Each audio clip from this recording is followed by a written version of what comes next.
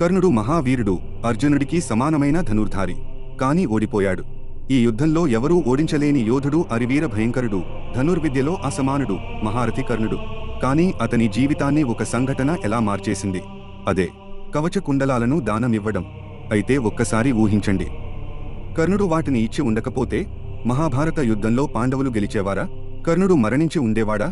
ఒకసారి ఈ వేలో ఆలోచించి చూద్దాం, మహాభారతం ఎలా ఉండేది. భారత యుద్ధానికి ముందు ఇంద్రుడు బ్రాహ్మణ వేషం వేసుకుని కర్ణుని వద్దకు వచ్చి, కర్ణ, నీ కవచ కుండలాలను నాకు దానంగా ఇవ్వు అని అడిగినప్పుడు కర్ణుడు ఒక్క క్షణం ఆలోచించి, ఓ మహానుభావ, దానం చేయడం నా ధర్మం.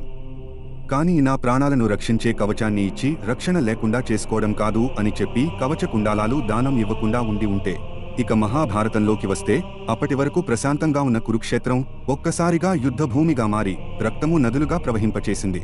సైనికుల నినాదాలు, అస్త్రాలు ఎగిరే శబ్దం, గర్జనల మధ్య కర్ణుడు మరియు అర్జునుడి యుద్ధం మొదలైంది. కృష్ణుడు అర్జునుడి రథాన్ని నడుపుతున్నాడు. అర్జునుడు తన గాంధీవాన్ని పైకి ఎత్తి కర్ణుడిపైకి బ్రహ్మాస్త్రం ప్రయోగించాడు. కాని అది కర్ణుని కవచాన్ని తాకలేకపోయింది.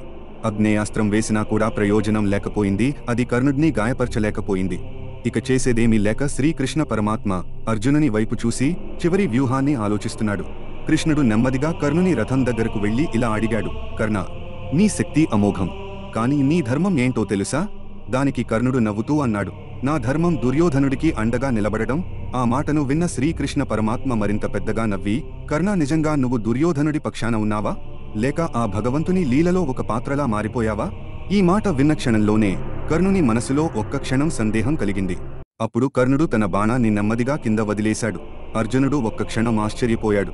కాని కృష్ణుడు నవ్వాడు. అసలు యుద్ధం కర్ణుడి యొక్క మనస్సులో జరిగింది.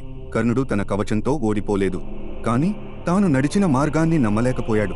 ఆయన చివరి మాటలు, నిజమైన శక్తి శరీరంలో కాదు, మనస్సులో ఉంటుంది. ఆ రోజు గెలిచింది అర్జునుడే అయినా గెలిపించింది మాత్రం శ్రీకృష్ణ పరమాత్మ. చరిత్రలో నిలిచింది కర్ణుని గాథ.